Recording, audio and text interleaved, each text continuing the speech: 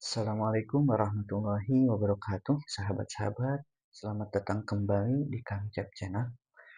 Ketika kita melihat informasi di berita, di media sosial, sungguh miris sekali, begitu ya. Ada pejabat yang rela korupsi.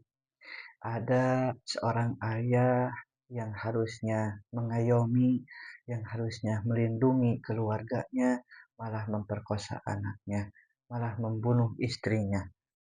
Sebaliknya istrinya yang harusnya taat pada suaminya malah membunuhnya, dan banyak sekali berita-berita yang sungguh sangat miris sekali, membuat kita bersedih. Lantas apa penyebabnya? Di video sebelumnya kita tahu bahwa penyebab seseorang melakukan tindakan adalah adanya nafsu. Karena sebagai manusia, manusia itu Allah berikan 3 potensi.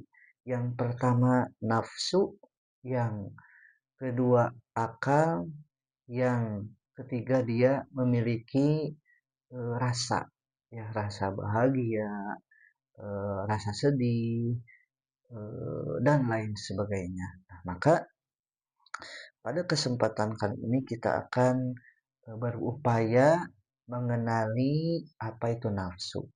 Nafsu di dalam Kamus Besar Bahasa Indonesia itu dia disebut juga dorongan, begitu ya.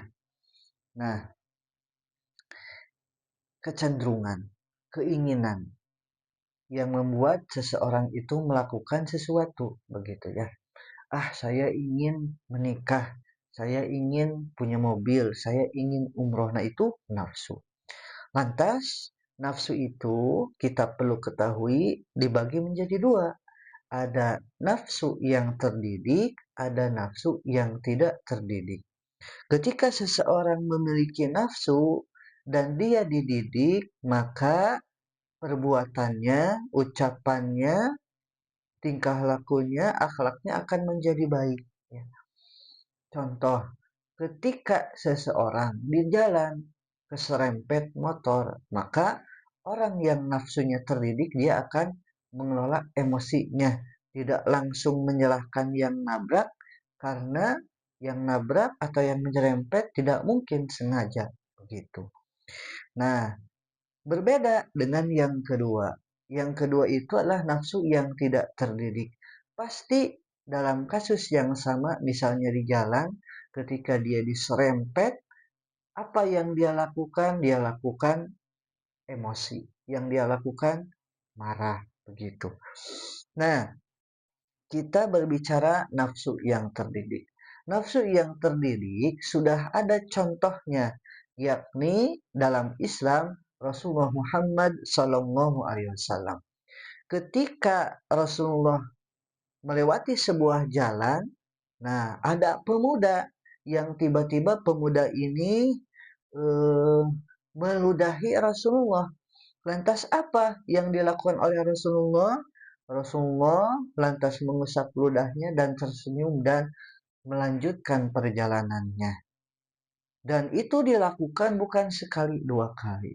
Suatu ketika Rasulullah melewati jalan tersebut kembali. Nah, maka dia lirik kanan, lirik kiri. Pemuda yang sebelumnya meludahi yang sering itu kemana ya?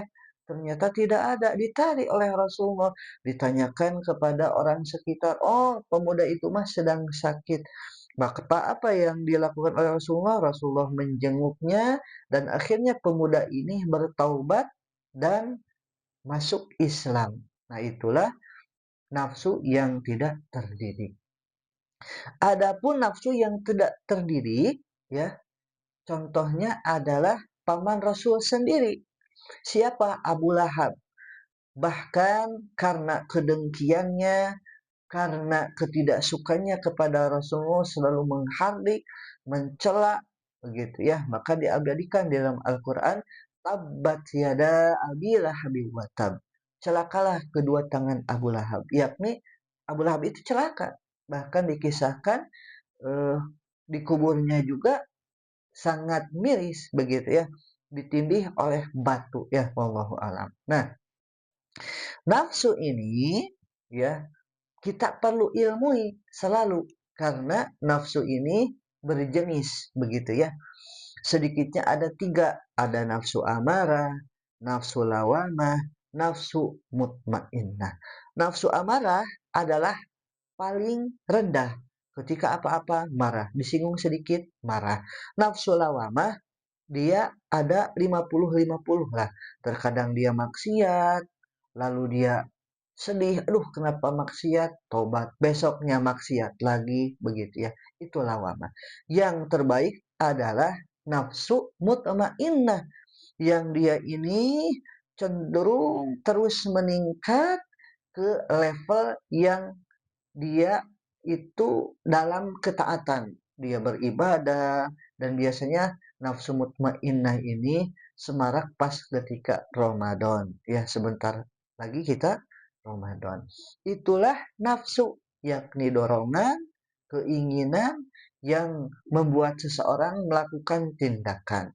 Dan kebanyakan hari ini dia mengikuti hawa nafsu amarah ya, yang seharusnya dia naik level setelah amarah, lawamah, setelah lawamah, mutmainnah. Jadi dia cenderung tenang, cenderung memilih hal-hal yang baik. Oh, kalau saya melakukan begini akan begini. Kalau saya melakukan begini akan begini.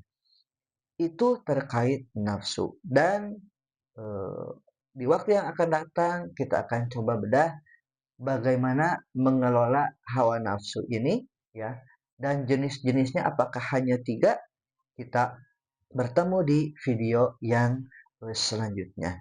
Jika video ini dirasa manfaat, silahkan like, subscribe, komen, dan share.